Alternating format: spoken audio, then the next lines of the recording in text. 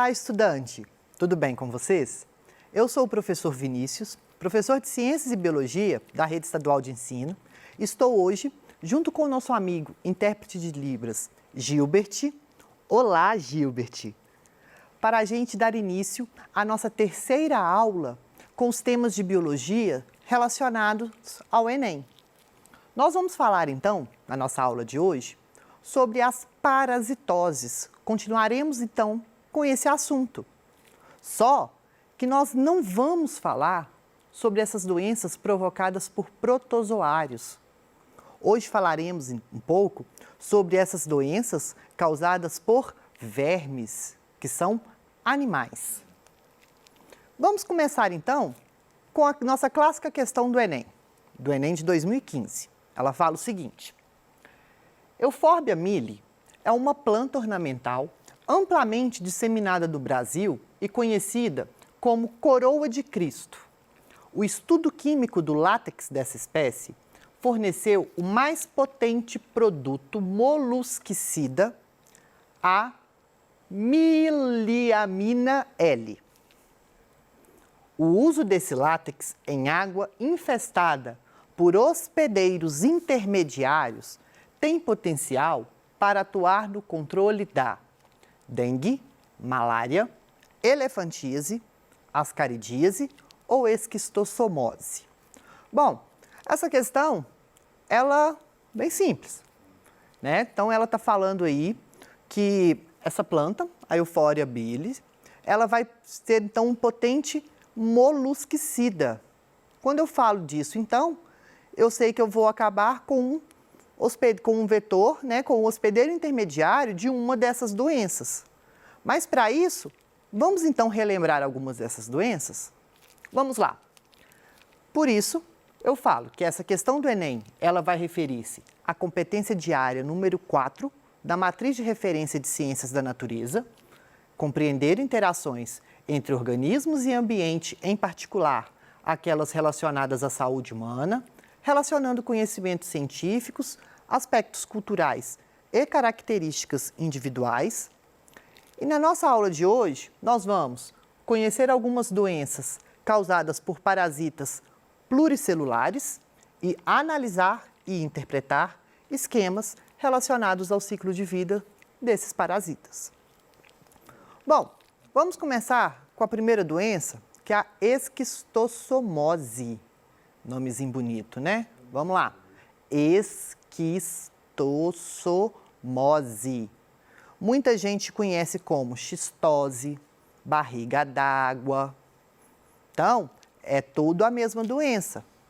Ela vai ser causada por um verme, por um animal, é um plateuminto, chamado de esquistossomo, onde seu nome científico é o Schistossoma mansoni. Tá? Ele vai possuir um hospedeiro intermediário, que vai ser um caramujo do gênero Bionfalaria. Vinícius, qualquer caramujo, então, vai transmitir essa doença? Não.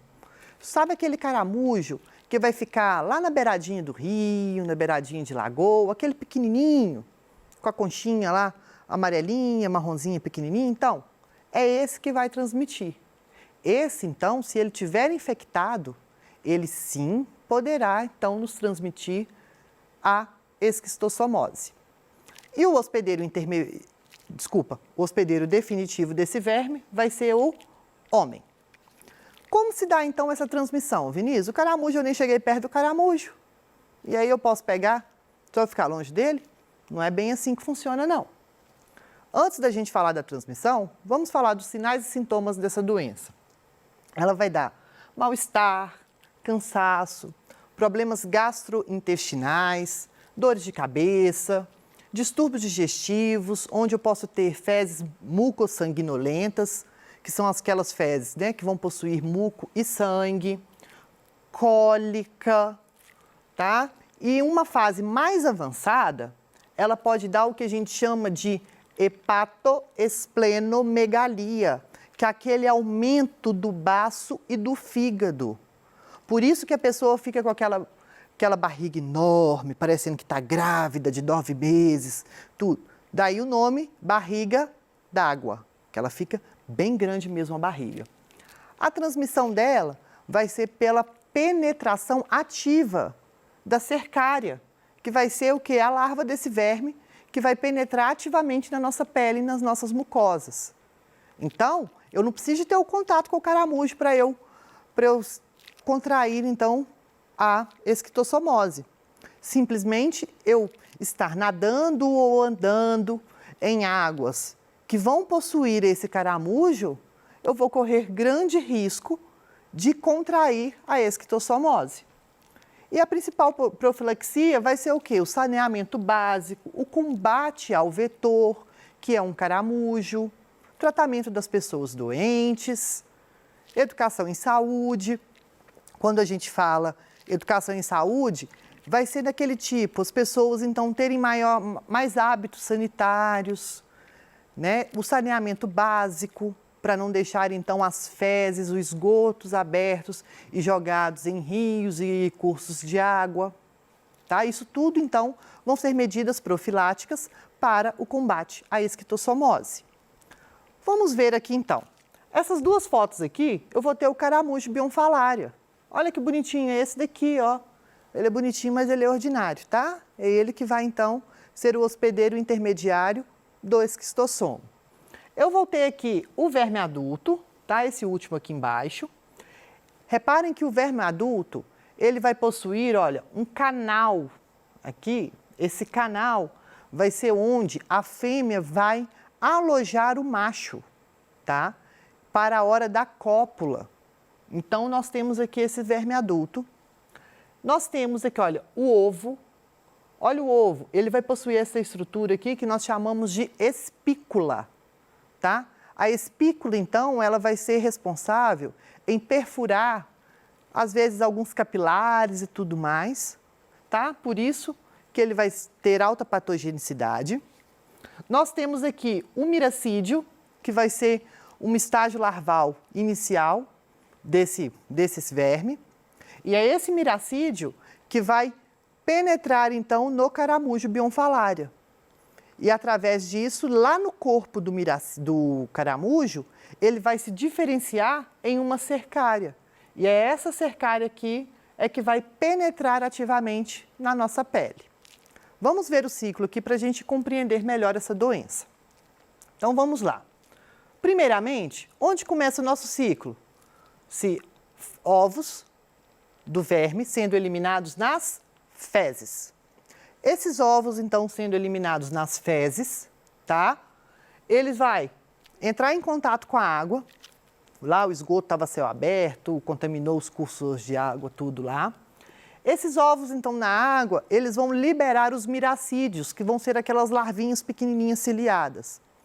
Esse miracídio, ao entrar em contato, então, com a mucosa do caramujo, no caso bionfalaria, ele vai, então, se desenvolver e multiplicar até se transformar em uma cercária. Essa cercária, quando ela vai estar bonitinha formada lá, ela vai sair do caramujo e vai ficar na água. Quando nós vamos, então, nos banhar em rios, cachoeiras, andamos descalço e tudo mais, essa cercária, então, ela vai penetrar ativamente na nossa pele e na nossa mucosa. Nas nossas mucosas, dependendo, né, como que eu vou estar nadando. Às vezes eu estou lá nadando de boca aberta, tudo lá, não posso perceber, entrou na nossa mucosa, tá? Após isso, então, as cercárias, elas vão sofrer transformações e vão entrar na corrente sanguínea, vão circular no nosso corpo até chegar, então, na nossa região abdominal, onde elas vão atingir o fígado e vão maturar nas suas formas adultas, tá? Onde eu vou ter, eu acho que no outro slide eu falei que é a fêmea que vai alojar o macho, é o contrário, tá? Então, nós vamos ter o macho, ele vai ser o maior e vai ter aquele canal, vou até voltar um slide aqui para a gente ver. O macho vai ser esse maior aqui e vai possuir esse canal, que nós chamamos de canal ginecóforo, que vai alojar a fêmea para na hora da cópula. Feito isso, ocorreu a reprodução, vários ovos vão estar lá no nosso corpo vão ser eliminados nas fezes e sim iniciando um novo ciclo. Bom, próxima doença que a gente vai falar é a teníase, causada pela tênia, ou popularmente conhecido como solitária. É aquela da carne do porco e do boi. O agente etiológico vai ser, espécies de tênia, onde nós vamos ter uma espécie que vai parasitar o boi e uma que vai parasitar o porco. O seu hospedeiro intermediário vai ser o porco, no caso da tênia solium, e o boi, no caso da tênia saginata. Tá? E o hospedeiro definitivo vai ser o homem. Sinais e sintomas, então, da teníase. A gente costuma falar, por chamar ela de solitária, né? Ela vai ser um verme grande, dependendo aí, pode ocupar alguns metros aí no nosso corpo. Então só quer dizer que no nosso corpo, se eu tiver com teníase, com solitária, eu vou estar só com uma tênia. Não, tá? Eu posso estar com mais de uma, mas a gente tem mania de chamar ela de solitária. A transmissão, então, vai se dar pela ingestão de carne bovina ou suína, tá? Crua, mal cozida ou mal passada, tá? Contaminada com cisticercos. Guardem bem isso. Teníase vai ser a ingestão de cisticercos. E a profilaxia? Mesma coisa. Melhoria na criação dos animais, de abate, então melhor condições de tratamento, nessas condições de adequação, quando eu falo em tratamento e manuseio desses animais. Não ingerir carne mal cozida, crua ou mal passada, se ela estiver contaminada. Saneamento básico, educação em saúde, tratamento dos doentes. Quando eu falo em tratamento dos doentes, é porque se eu tenho, então, um menor número de pessoas doentes que são tratadas, o ciclo, então, vou interromper esse ciclo e ter uma diminuição dos casos. Bom, outra doença causada também pela tênia vai ser a cisticercose. E ela vai ser a mesma coisa, causada pela tênia. No caso, vai ser a tênia solium, que é aquela do porco. Tá? Nós não temos casos ainda, tá, de cisticercose causados por tênia saginata, aquela do boi. Nesse caso, o hospedeiro intermediário não vai ser o porco, e sim vai ser o homem. Tá? Os seus sinais e os sintomas. A forma mais grave de cisticercose é o que nós chamamos de neurocisticercose ou cisticercose cerebral, onde nós vamos ter o quê? Provocando dores de cabeça, convulsões, ataques epiléticos, confusão mental, podendo a pessoa até entrar em coma, dependendo do grau de complexidade e aonde que esse verme vai estar alojado. Como que vai se dar a transmissão? Enquanto a teníase eu vou ingerir os cisticercos, a cisticercose eu vou ingerir o ovo. Então, se eu ingiro esse ovo vai circular na corrente sanguínea e onde ele for parar, na hora que ele eclodir, ele vai dar origem à larva, que é o cisticerco. Daí, então, vai dar essa doença, a cisticercose, que pode ser a neurocisticercose ou dependendo de onde ela vai estar alojando. A profilaxia, a mesma coisa da teníase, saneamento básico, educação sanitária, tratamento dos doentes, boa higienização alimentar, não ingestão de carne crua, mal cozida ou mal passada.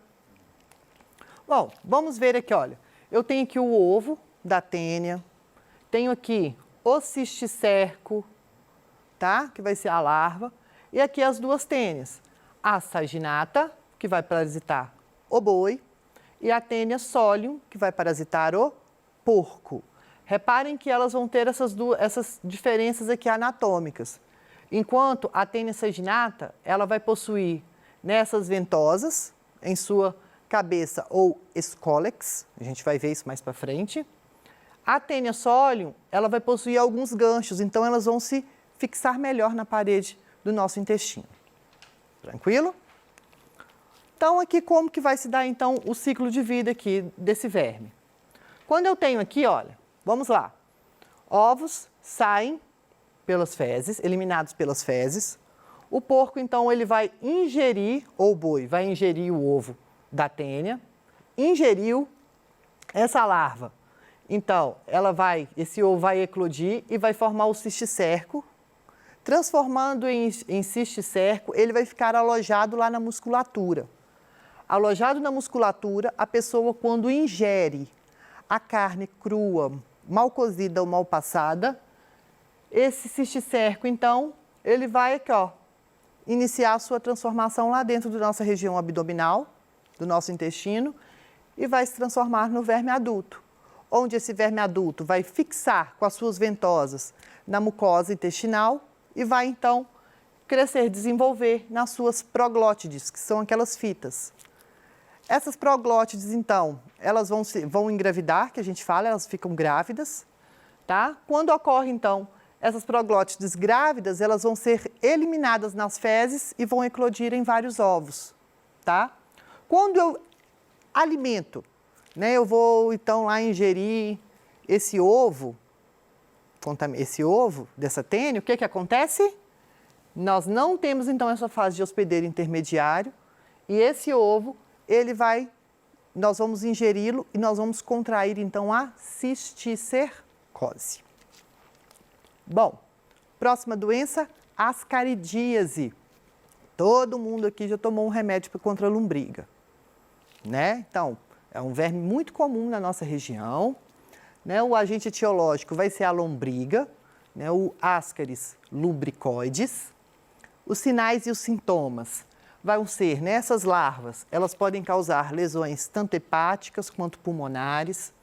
No fígado, nós temos então pequenos focos hemorrágicos e necrose, que depois eles tornam, né, fibrosados. Anemia, diarreia, perda de peso, dor abdominal.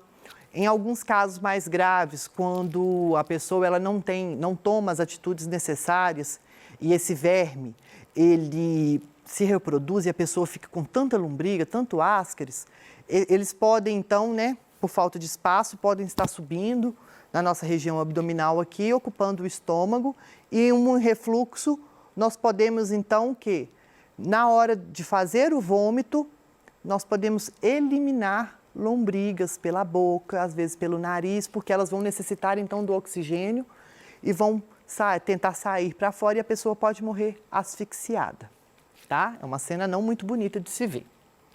A transmissão, ela pode ocorrer através da ingestão de alimentos ou água contaminados com os ovos contendo a larva infectante, tá? E a principal profilaxia, saneamento básico, educação sanitária, boa higienização e bons hábitos alimentares, tratamento dos doentes. Então, tem aqui o ovo, tá? Aqui nós temos o ovo. Aqui embaixo, o ovo contendo a larva infectante. Nós temos aqui, então, o ascaris, ó, tanto a fêmea quanto o macho, tá? Reparem que a fêmea, ela vai ser um pouco maior e vai ter na sua região posterior, ela vai ser um pouquinho mais anelada, tá? Enroladinha. Como que se dá, então, a transmissão, o ciclo de vida deles? Sempre vamos começar o ciclo de vidas pelas fezes. Então, ó, eliminação dos ovos, né, de lombriga nas fezes. Esses ovos, então, eles vão nós vamos ingerir esse ovo, tá? Juntamente com água ou alimentos contaminados. Feito isso, essa larva, olha, ela é uma larva migrans, ela vai se migrar quando essa larva eclode, até chegar, então, na nossa região abdominal. E essa larva, então, ao se migrar, vai causando aqueles sintomas que a gente tem, esses danos. Lá no intestino delgado, eles vão, então, virar verme adulto e vão reproduzir. Ovos saem nas fezes. Bom, vamos para a nossa questão, então. Nós vimos teníase, cisticercose, esquistostomose, ascaridíase. A pergunta fala que a Euphorbia mili, ela vai ser o quê? Um produto molusquicida. Quando eu falo de molusco, qual dessas doenças aqui tem o seu hospedeiro molusco? Esquistostomose. Alternativa correta, letra E. Bom, chegamos ao fim da nossa aula. Espero que vocês tenham ampliado seus conhecimentos. Qualquer dúvida, mande para a gente. Espero vocês. Até mais!